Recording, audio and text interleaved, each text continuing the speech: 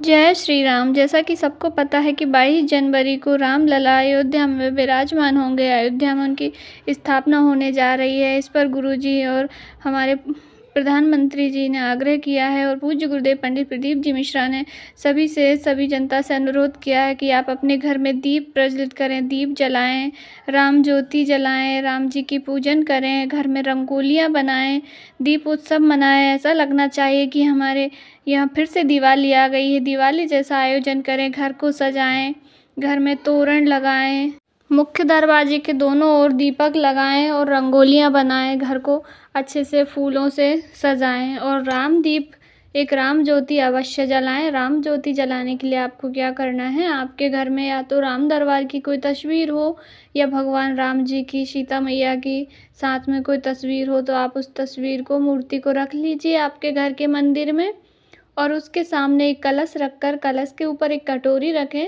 और उसमें एक दीप ज्योति दीपक तैयार करके रखें। दीपक को जलाएं और दीपक गोलबाती का जलाएं।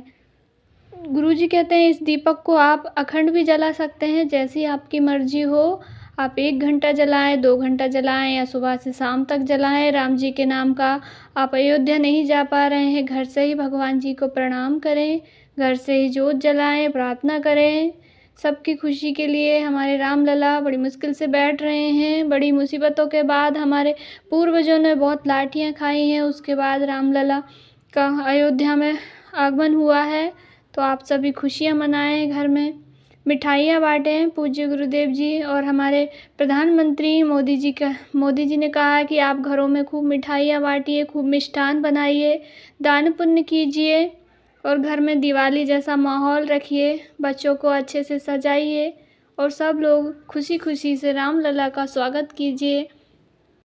अयोध्या से आपके घर में पीले चावल आए हैं, पीले अक्षत आए हैं तो उनका भी पूजन कीजिए। राम दरबार के समक्ष जहाँ पर आप एक लोटे में कलश रखकर उसके ऊपर दीप जलाएंगे, उस कलश के नीचे उन चावलों को रख दीजिए। नहीं आए हैं आपके पास चावल तो अपने घर से चावलों को थोड़ा पीला कर लीजिए, केसर से या हल्दी से पीला करके उनके ऊपर कलश की स्थापना कर दीजिए, दीप ज्योति जला दीजिए और रामलला का अच्छे से खूब भाव के साथ स्वागत कीजिए।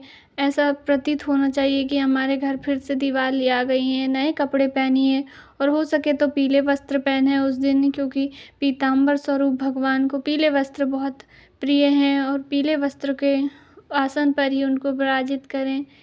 पीली चीज़ें भगवान को अति प्रिय है, क्योंकि भगवान राम भी विष्णु भगवान का ही अवतार है। बृहस्पति भगवान को पीले अक्षत, पीली वस्तुएं ज़्यादा पसंद है, तो आप भगवान राम के स्वागत में भी पीली चीज़ों का ज़्यादातर इस्तेमाल करें।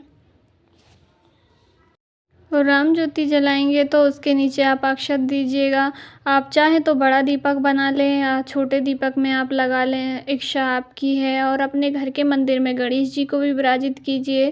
पहले गणेश जी की पूजन कीजिए, फिर भगवान राम के पूरे राम दरबार में माता सीता, भगवान राम, हनुमान जी, सब पूरे संपूर्ण राम दरबार के जो भगवान हैं उनको तिलक लगाइए, उनका चावल अक्षत से पूजन कीजिए, फूल चढ़ाइए और माला हो आपके पास माला चढ़ाइए, चंदन वगैरह, कलावा, जनेऊ सब चढ़ाइए। भगवान जी का अच्छे से विधि विधान से संपूर्ण पूजन कीजिए और ज्योति प्रज्वलित करके रखिए।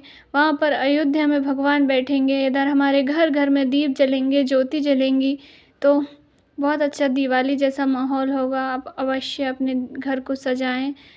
दिवाली से भी सुंदर अवसर है, बड़ी मुश्किल से हमारे रामलला बैठे हैं।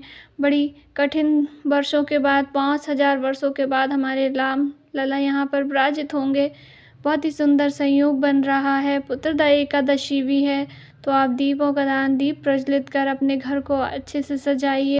आप जो है दीपक की भी पूजन कीजिए, चंदन, अक्षत, रोली, चावल चढ़ाकर, मिष्ठान का भोग लगाकर दीप ज्योति जो आपने राम ज्योति जला कर रखी है, प्रज्वलित करके रखी है, उसका भी विधि विधान से अच्छे से पूजन कीजिए।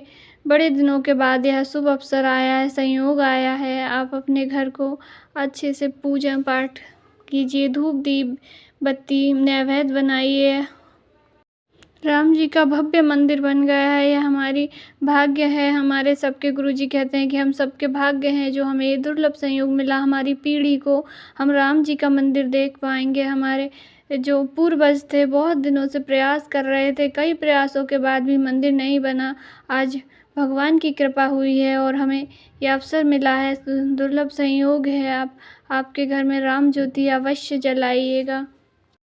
भगवान रामलला के समक्ष पुष्प इत्यादि समर्पित करें। अपनी समर्थ अनुसार दान पुण्य करें, समर्थ अनुसार भजन पूजन करें, राम धुन का स्मरण करें। आप हो सके तो हनुमान चालीसा का पाठ करें, रामचरितमानस की चौपाइयाँ पढ़ें, राम जी की स्तुति करें, सीता राम धुन अवश्य करें। कुछ नहीं कर सकते तो अपने घर में आप भजन सुने भगवान जी का।